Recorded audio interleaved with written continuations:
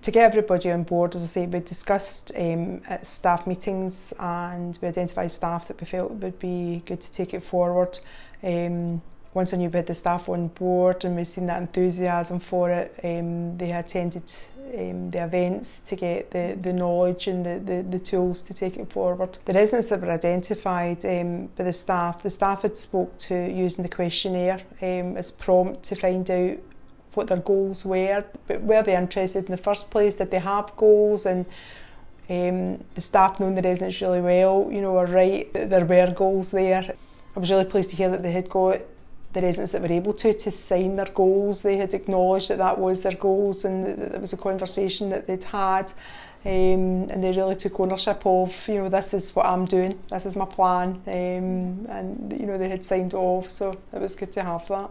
Jim is a gentleman who's been at Windyhall for quite a few years, and the carers had approached him about CAP and he was really up for it. He had set his goal as he would like to walk again and he would like to drive his car. As soon as he came in, he was hoisted and he knew he wanted to get up and walk, so we thought, you know what, let's try. So we got Physio out. They came out every week for 6 months. He didn't want to go to a stand aid and then got up, he wanted to walk with his wee stick that he used to do at home, but unfortunately it didn't work out. Physio says he's not going to be able to stand, let alone walk, so he was very, very disheartened about it. He went really, really low mood, didn't want to come out of his room for a wee while. In the months after the stroke, I became quite depressed, because I'd lost so much as a result of the stroke. I want to get back to doing some of the things that I did before. We sat down with Jim and we says, because that you can't get up on your feet and you can't do the getting up and go, we'll focus on the grip strength and we can work around exercises for your legs and your back muscles. So we done the grip strength and he really enjoyed it the first time round, and he kept trying to try hard and he's like, no, I can do it, I can get stronger, so he was really, really good with that.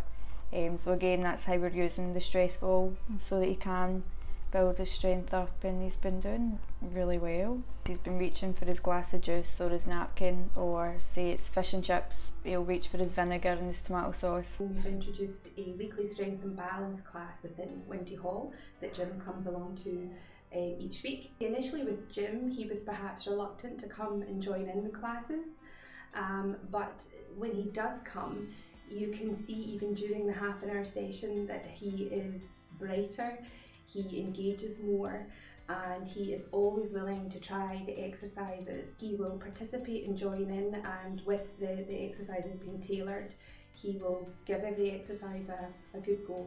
All of the exercises that are encouraged, I try and put a function with those exercises. So for example, if we're working our biceps, I'll chat with people about perhaps if they're having a drink of their orange or taking a cup of tea or coffee, then these are the muscles that we're using. When the residents are encouraged to lean forwards, for example, during the class, I'll speak to them as if they're sitting at the table and possibly reaching out to get their cutlery, or again to get the drink, or even reaching to the side perhaps to get their newspaper or TV remote control.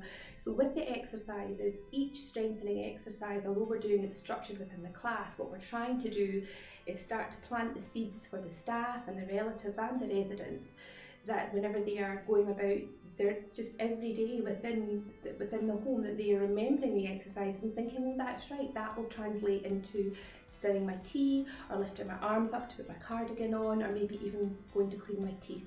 Already I'm blown away by what we've seemed to have captured, even the conversations that we've had. We've found out things about the residents that we didn't know, and it's lovely to hear the goals that they've volunteered quite quickly, and achievable goals. So I'm looking forward to being able to help them achieve their goals and celebrating their success, because I absolutely can see how they're going to be able to do this.